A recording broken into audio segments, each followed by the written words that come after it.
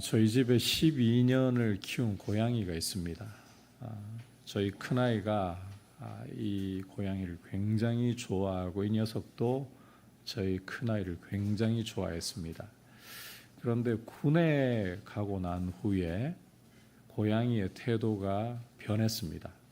저희 큰애가 휴가를 나오고 심지어 제대를 했는데 이전처럼 대하지 않는 거예요. 만지려고 하면 귀엽다고 만지려고 하면 굉장히 좀 불편한 기색을 보이고 심지어 어떤 날은 하악질까지 하는 겁니다. 저희 큰애가 제대한 지 1년이 넘었는데 아직도 그 모양입니다. 굉장히 저희 애가 서운해하더라고요. 우리 주님이 이 땅에 오셔서 하나님의 나라를 전해주시는데 상식적으로 볼 때 가장 먼저 주님을 알아보고 주님을 영접해야 할 사람들이 주님을 몰라보고 있습니다. 오늘 말씀은 바로 그 이야기를 우리에게 들려주고 있습니다. 함께 우리가 이제 말씀을 살펴보면서 메시지에 귀를 기울일 텐데 두 가지 사건 통해서 보겠습니다. 먼저는 바알세불 논쟁이라고 부르는 사건이고 또 한 가지는 누가 예수님의 가족인가라는 이야기입니다. 자, 먼저 바알세불 논쟁부터 보겠습니다. 오늘 말씀 20절을 보시면 무리가 다시 모여들었고 식사할 겨를도 없을 정도였다라고 말씀을 하고 있습니다. 우리 주님이 병자를 고치시고 귀신을 내어 쫓으신다는 소문이 급속도로 퍼져나가면서 무리가 계속해서 몰려들고 있습니다. 따라서 이제는 식사할 겨를도 없을 정도로 주님이 사람들에게 치다시피 할 정도로 바쁘신 상황입니다. 자, 주목할 것은 이런 소문이 퍼져나간과 동시에 주님에 대한 굉장히 악의적인 소문 또한 퍼져나가고 있었다는 것입니다. 자, 21절 함께 읽어보도록 하겠습니다. 시작. 예수의 친족들이 듣고 그를 붙들러 나오니 이는 그가 미쳤다 하밀러라. 자, 예수의 친족들, 여러분께서 31절을 참고해 보시면 모친 마리아와 동생들을 가리키고 있습니다. 이들이 주님을 붙들러 나왔다. 얼굴 잘 보기가 힘들어서가 아니고 붙들러 나왔다. 자, 왜냐하면 예수가 미쳤다라는 소문이 들려오고 있었기 때문이었습니다. 참 어이없는 상황이 아닐 수가 없습니다. 성령의 권능으로 병자를 고치시고 귀신을 내어 쫓는 역사가 일어나고 있는데 예수가 미쳤다. 예수가 정신이 나갔다. 이런 소식이 퍼지고 있으니까 말입니다. 설상가상으로 이런 소문 때문에 예루살렘으로부터 진상조사위원들이 내려왔습니다. 그리고 예수님의 사역을 평가하는데 이런 말까지 하는 겁니다. 함께 22절 읽어보겠습니다. 시작. 예루살렘에서 내려온 서기관들은 저가 바알세불을 지폈다 하며 또 귀신의 왕을 힘입어 귀신을 쫓아낸다 하니. 자, 이 예루살렘에서 내려온 조사위원들, 이들이 서기관들이라고 하잖아요. 이 서기관들은 바리새인 출신으로 율법을 연구하고 가르치는 율법 교사들이라고 여러분께서 생각하시면 됩니다. 그저 글을 옮겨 적는 이런 정도의 사람들이 아니라 성경을 연구해서 가르치는 율법 교사들이다. 바리새인 출신의 율법 교사들이다. 자, 우리가 지금까지 바리새인들이 예수님을 대하는 모습을 보면 이들은 예수님에 대해서 굉장히 적대적일 뿐만 아니라 심지어 안식일에 노동을 한다는 죄목을 씌워서 죽이려고까지 하는 것을 보았습니다. 자, 이 예루살렘에서 내려온 서기관들 역시 바리새인 출신이기 때문인지 이전 바리새인들이 보인 모습과 별반 다를 바가 없습니다. 그들은 예수님이 사역하시는 이 모습을 보고 저가 바알세불을 지폈다. 귀신의 왕을 힘입어서 귀신을 쫓아낸다. 이렇게 예수님의 사역을 평가를 하고 있는 것입니다. 바알세불이라는 말은 바알세북, 이게 히브리어로 보면 좀 더 구분이 명확한데요. 우리말로 보면 바알세불, 바알세붑 한 글자만 달라요. 번역할 때 우리말 약간 아쉽게 번역이 됐습니다. 원래 바알세붑이라는 말에서 그 헬라의식으로 표기한 게 바알세불입니다. 번역하면 파리들의 대왕 이런 뜻인데, 유대인들이 바알을 굉장히 멸시하는 조로 부를 때 바알세불 이렇게 불렀습니다. 원래 그 말이 바알세붑이라고 했잖아요. 이 바알세붑의 뜻은 바알이 군주이다, 위대한 바알 이런 뜻이에요. 그런데 유대인들은 발음을 살짝 돌려가지고 바알세불 이렇게 부르면서 파리대왕, 똥대왕 이렇게 멸시조로 만들어버렸던 것이었습니다. 자, 그리고 이 바알세불이란 말은 예수님 시대에는 사탄 혹은 마귀와 동의어로 쓰이고 있었습니다.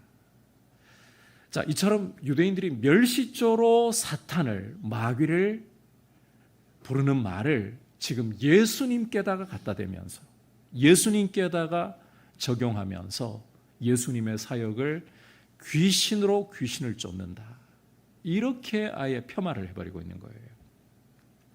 지금 성령의 권능이 나타나고 하나님의 나라가 임하고 있는 그 현장을 보면서 파리들의 대왕이, 똥대왕이 지금 귀신을 내어 쫓는다, 모독을 하고 있는 것입니다.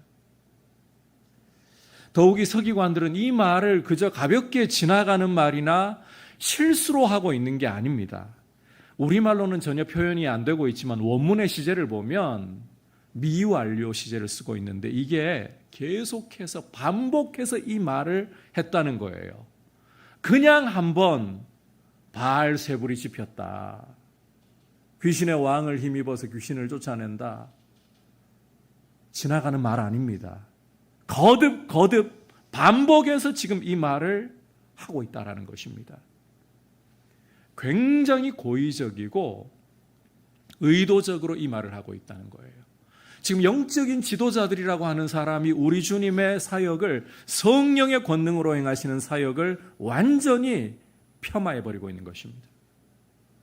여러분, 이걸 보면 남들보다 종교적인 지식이 탁월하다고 해서 우리 주님을 알아볼 수 있는 게 아닙니다.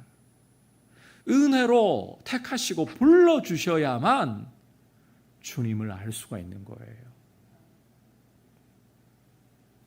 따라서 우리 주님을 아는 참된 지식을 가지고 있다, 참된 지식에 이르렀다, 이 굉장히 큰 축복이 아닐 수가 없습니다. 여러분 기억하십시오. 하나님이 은혜로 택하시고 불러주셔야만 예수님에 대한 참되고 바른 지식을 가질 수 있기 때문입니다. 자, 다시 말씀으로 돌아와서 이제 23절을 보시면 귀신의 왕을 힘입어서 귀신을 쫓아낸다라고 우리 주님의 사역을 폄하하는 서기관들에게 주님께서는 이제 비유로 응수하십니다. 23절 후반부 사탄이부터 해서 26절까지 함께 읽어보도록 하겠습니다. 시작. 사탄이 어찌 사탄을 쫓아낼 수 있느냐? 또 만일 나라가 스스로 분쟁하면 그 나라가 설 수 없고, 만일 집이 스스로 분쟁하면 그 집이 설 수 없고, 만일 사탄이 자기를 거슬러 일어나 분쟁하면 설 수 없고 망하느니라. 자, 우리 주님이 비유로 말씀하신 것을 사자성어로 이야기하면 자중질환입니다. 자중질환. 세상 역사가 증명하고 있는 것은 가정이든 크게는 나라이든 자중질환이 벌어진다. 그러면 서지 못하고 망할 수밖에 없다는 겁니다. 우리 조선조의 역사만 보더라도 이러한 모습을 볼 수가 있습니다. 과거 임진왜란이라든지 병자호란이 일어나가지고 선조가 한양을 버리고 도망을 가야 했고, 또 인조가 소위 삼전도의 굴욕이라고 불리는 이 오랑캐 앞에 엎드려 절해야 했던 이런 수모를 당했던 것이 무엇 때문이었습니까? 우리나라가 일본이라든지 청나라보다 국력이 약해서, 단지 그 이유 때문에 물론 그 이유도 있습니다. 하지만 이 당시의 조정의 모습을 보면 동인과 서인으로 나뉘어 가지고 당파 싸움을 하느라고 외란에 대비할 시간 다 놓쳐버렸어요. 기회를 다 날려버렸어요. 병자호란이 벌어지기 전에는 이괄의 난이라는 소위 군사 쿠데타가 벌어져 가지고 북방을 수비하고 있던 병력에 빵꾸가 나버리니까, 큰 공백이 생겨버리니까 못 막아내는 겁니다. 자중질환이 일어나 버리면 이렇게 나라가 흔들려 버려요. 가정은 두말할 것도 없고. 마찬가지로 사탄이 사탄을 쫓아낸다. 다시 말해 사탄에게 자중질환이 일어난다. 그러면 사탄의 나라도 설 수가 없다는 것입니다. 따라서 우리 주님이 바알세불을 힘입어서 귀신들을 쫓아낸다. 이것은 당치도 않는 이야기이고 모순에 해당하는 이야기일 수밖에 없다는 거예요. 자, 그렇다면 우리 주님의 사역은 무엇을 보여주는 것입니까?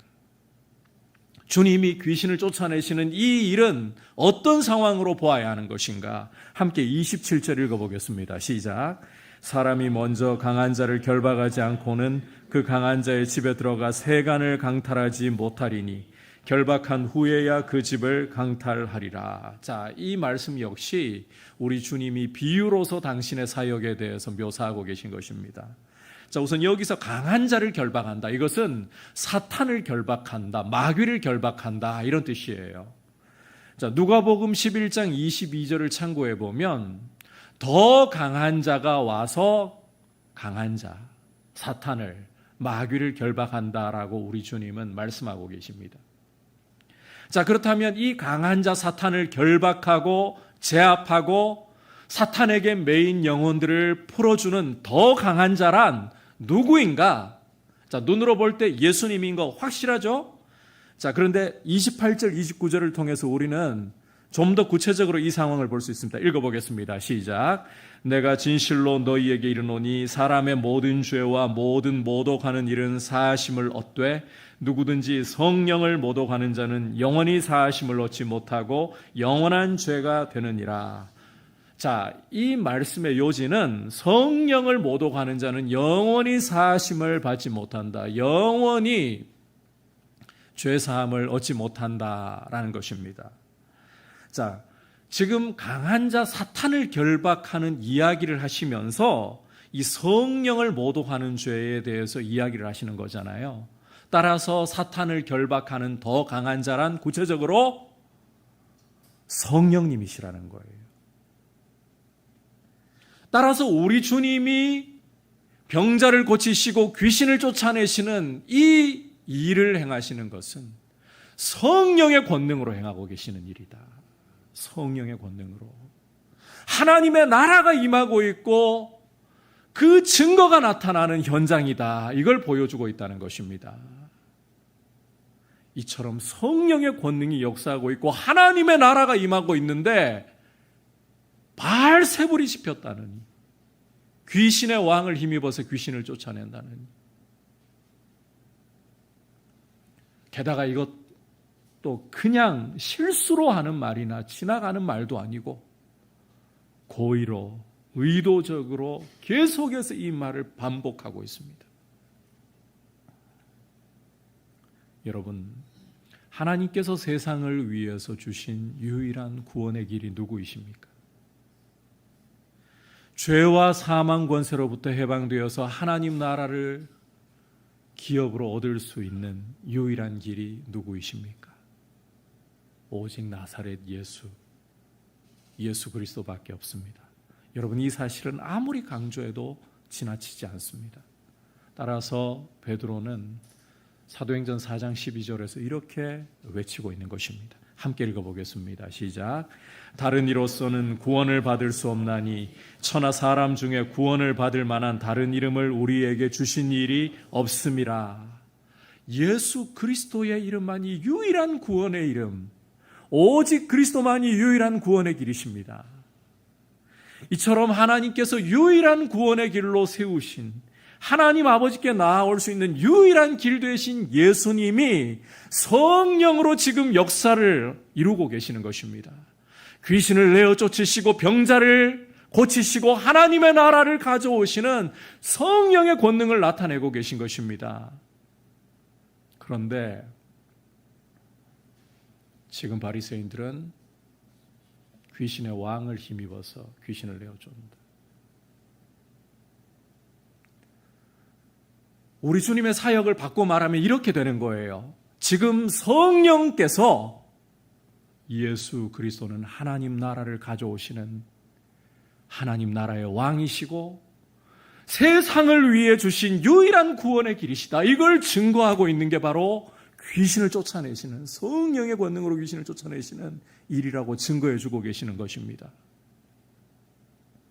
그런데 이런 분을 가리켜서 바알세불을 지폈다, 귀신으로 귀신을 쫓아낸다, 그것도 고의적으로 악의적으로 반복해서 이 말을 하면서 이것은 스스로 구원을 걷어차버리고 있는 행위라는 것입니다.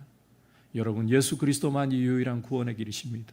성령께서 유일한 구원의 길로 증거하시는 예수 그리스도만이 유일하고 참되신 죄사함과 하나님의 나라를 경험하게 하시는 길이십니다. 그런데 성령께서 이 유일한 길, 유일한 진리, 유일한 생명 되시는 분을 증거하고 계시는데 그 증거를 걷어차버리고 성령님을 거부하고 있다. 그것은 28절에서 보는 것처럼 내가 진실로 너희에게 이르노니, 우리 주님이 이런 표현 쓰셨다는 것은요, 이것은 너무나도 분명하고 확실한 사실에 이 표현을 쓰시는 거예요. 이런 죄를 저지르는 자는 결단코 죄 사함을 받을 수 없다. 영원히 사함을 받을 수가 없다.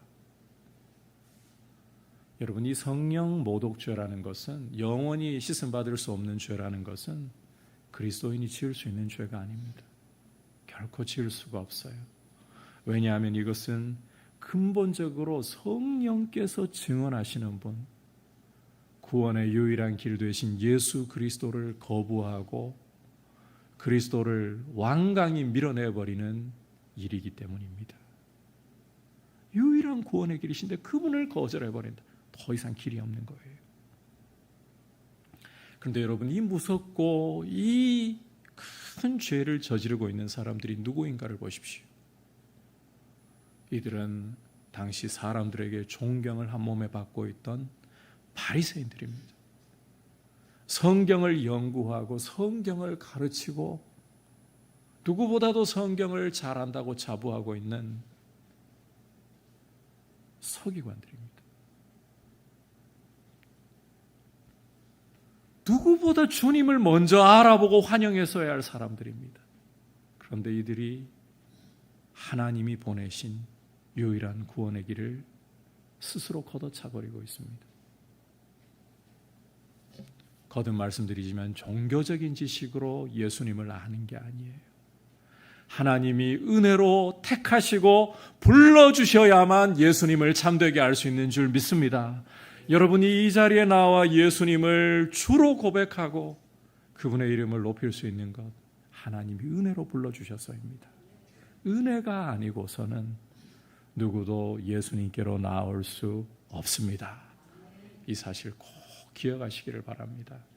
자, 이제 계속해서 누가 예수님의 가족인가 하는 부분입니다. 역시 예수님 몰라보는 이야기가 이어지고 있어요.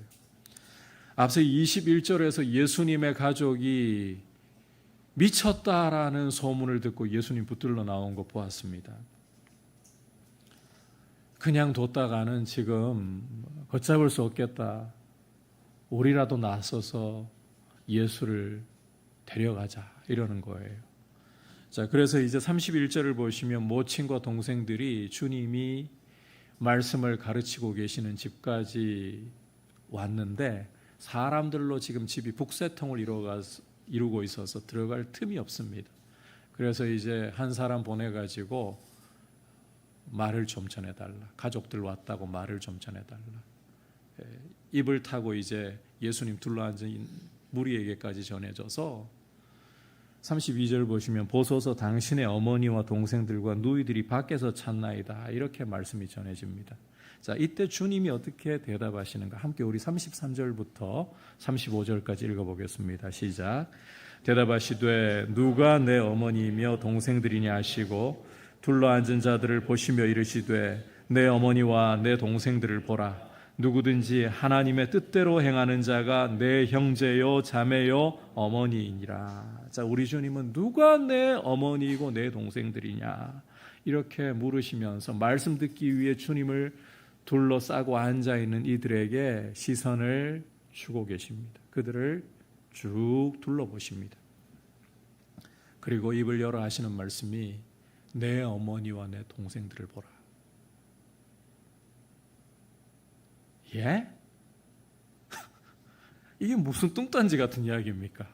지금 밖에 어머니가 있고 동생들이 있다는 거는 그들이 예수님 가족이라는 거는 삼척 동자라도 지금 다 알 상황입니다. 그런데 곁에 둘러앉아서 주님 말씀을 듣고 있는 사람들을 가리켜서 이들이 내 어머니, 이들이 내 동생들, 무슨 이야기를 하고 계시지 않습니까? 자, 이와 더불어서 우리 주님께서는 정말 예상치 못했던 굉장히 놀라운 충격적인 말씀을 하시는데 누구든지 하나님의 뜻대로 행하는 자가 내 형제요 자매요 어머니이다 이런 말씀을 하고 계십니다.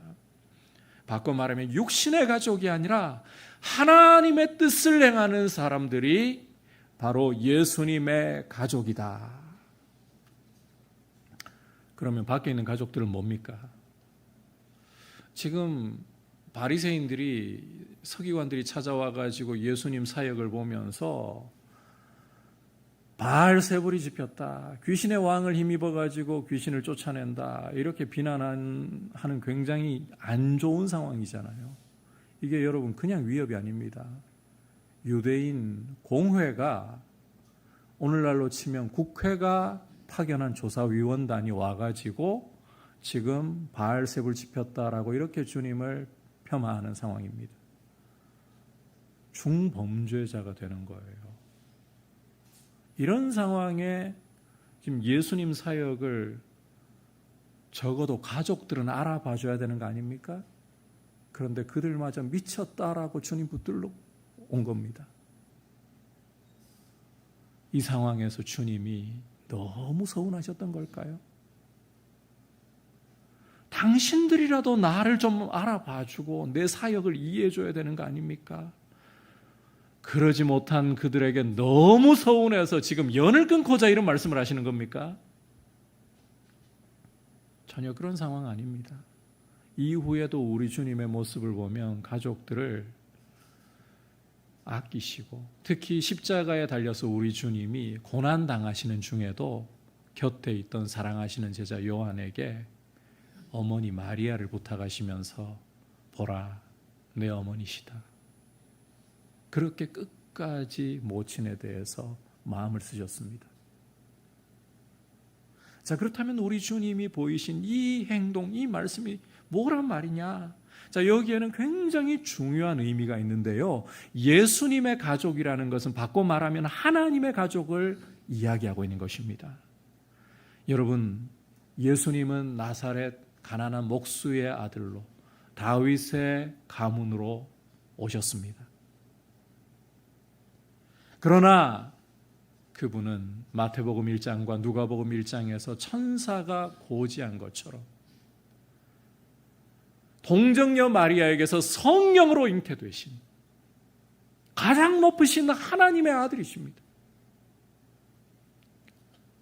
공생애를 시작하시면서 요한에게 세례를 받으실 때에도 이 증거가 나타났습니다. 성령이 그분 위에 비둘기와 같이 임하시고 하늘로부터 음성이 나서 이는 내 사랑하는 아들, 내 기뻐하는 자라고 증언하셨습니다. 그리고 이제 사역을 하시면서 성령께서 권능으로서 귀신들을 쫓아내시고 병자들을 고치시면서 그분이 하나님의 아들 되심을 증언하고 계십니다. 따라서 이렇게 하나님의 아들 되시는 예수님의 가족이다. 그 말인즉슨 곧 하나님의 가족이라는 말이에요. 주목할 것은 이 하나님의 가족은 우리 주님의 말씀대로 육신으로, 혈연으로 만들어지는 게 아니라는 것입니다.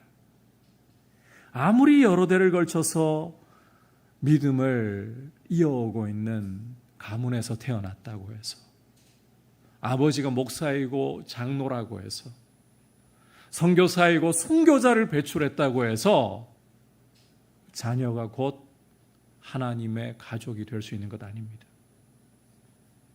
이것은 돈으로 살 수 있는 것도 아니고 어떤 행위나 공로로 만들어낼 수 있는 관계가 아닙니다. 하나님의 가족, 하나님의 자녀가 되는 것은 오직 한 가지 길밖에 없습니다. 하나님의 뜻을 행하느냐, 우리 주님 말씀대로 하나님의 뜻을 행하느냐, 이것만이 하나님의 가족이 될 수 있는 유일한 길입니다. 그렇다면 이 하나님의 뜻을 행하는 것이 무엇이냐? 하나님이 증언하시고 성령님이 증언하시는 분 예수 그리스도를 믿는 것입니다. 그것만이 하나님의 가족이 될 수 있는 유일한 길이라는 거예요. 여러분, 무엇이 우리에게 참 복이라고 생각하십니까? 온 천지 만물을 창조하시고 그 능력의 말씀으로 만물을 다스리시는 그 하나님께서 내 아버지가 되어주시고 내가 하나님의 자녀가 되어서 장차올 몸의 부활과 하나님의 나라를 기업으로 얻을 수 있다는 것, 이게 참복 아닙니까? 여러분, 이게 피부에 잘 안 와닿을 수 있는데요, 대통령이 아버지가 되는 것보다, 재벌이 아버지인 것보다 하나님이 아버지이신 게 비교할 수 없이 더 낫습니다. 비교할 수 없는 영광이고 축복이에요. 그래도 저는 대통령이 아버지였으면 좋겠어요. 재벌이 아버지여 봤으면 좋겠어요. 뭐 그런 소원이야 가질 수 있죠. 그런데 하나님이 아버지이신 게 그보다 못하다면요, 둘 중에 하나입니다. 우리가 믿음을 모르든지, 우리 믿음이 세상의 가치관으로 오염되어 가지고 고사 상태이든지.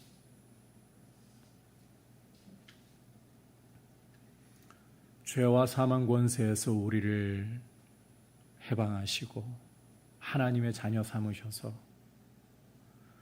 장차 우리에게 몸의 부활을 주시고 하나님의 나라를 기업으로 주실 그 영광의 하나님, 보증으로 성령을 주셔서 이 험악하고 마귀가 지배하고 우리를 호시탐탐 노리며 죽이려고 하는 세상 가운데에서 우리의 믿음의 불이 꺼져버리지 않도록 보호하시고, 참 놀랍죠 하나님. 우리 같은 연약한 사람을 그냥 휘어잡아서 성령께서 그렇게 마구잡이로 만들어가지도 않으십니다. 우리를 존중하시면서, 우리의 인격을 사용하시면서, 우리의 실패도 사용하시면서, 우리의 고난도 사용하시면서 우리가 좌절하지 않도록, 완전히 망가지지 않도록, 여러분, 이 마귀가 우는 사자처럼 삼키려고 덤비는 세상에서 이렇게 우리를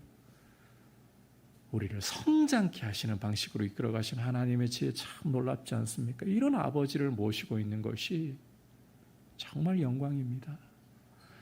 감정 따라가려고 생각하지 마시고, 세상 가치관 따라가려고 하지 마시고, 여러분, 믿음이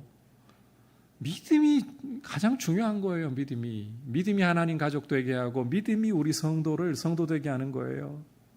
여러분, 죄가 많아서 낙심하지 마시고, 부족함이 많아서 낙심하지 마세요. 믿음으로 주님께 나아가잖아요.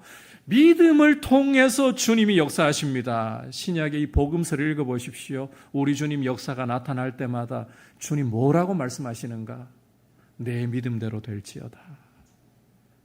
믿음이야말로 하나님의 가족 되게 하고 하나님의 영광을 볼 수 있는 놀라운 축복의 길입니다. 이 믿음이 우리에게서는요, 감정 아닙니다. 감정 중요하지 않습니다. 안 중요해서 안 중요하다고 하는 게 아니고, 감정은 에너지와 같은 거예요. 연료와 같은 거예요. 감정이 풍성하잖아요. 여러분께서 뭔가를 하실 때 큰 힘을 받을 수가 있고 쉽게 할 수가 있어요. 그런데 이 감정이 이게 연료가 되고 에너지가 되는 것이 진리보다 앞서 있잖아요. 진리를 붙들지 않고 우리 의지로 이 감정을 붙들고 따라가잖아요. 이 감정은 어디로 폭주할지 몰라요. 좋은 것인데 폭주합니다, 자꾸. 그걸 믿지 말고 여러분의 의지로 진리를 붙드는 거, 이게 믿음이에요. 그렇게 함으로써 하나님 아버지가 가장 존귀하시고 내 아버지이신 게 너무 영광스럽습니다. 그래서 성도는 어떤 고난을 만나도, 심지어 죽음 앞에서도 소망이 있습니다. 하나님이 우리 삶에 어떠한 것도 버리지 않으시고 우리의 실패와 좌절까지도 하나님의 자녀로서 성장해 가도록 사용하시고 도우시기 때문입니다. 그 아버지를 믿음으로 바라보면서 굳건하게 서서 하나님의 자녀로 복을 누리며 걸어가시기를 축복합니다. 오늘 바알세불 논쟁과 누가 예수님의 가족인가 하는 문제를 통해서 주시는 메시지를 들었습니다. 여러분, 종교적인 지식이 예수님 믿게 하는 게 아니라 은혜가 우리를 택하고 불러주실 때에 예수님을 알아볼 수 있습니다. 아울러 예수님의 가족, 예수님의 하나님의 자녀 되는 것은 혈연이 아닙니다. 어떤 육신적인 자격 조건으로 되는 것이 아닙니다. 오직 믿음으로 되는 것입니다. 그래서 오늘 말씀에서 여러분 기억하셔야 될 것은 은혜로 되고 믿음으로 하는 것이다. 우리 편에서는 이 사실 꼭 기억하고 하나님 아버지 되심을, 예수님이 우리의 구주가 되심을 참 기뻐하고 영광스럽게 여기고 그분을 경외하는 길로 걸어가시기를 축복합니다.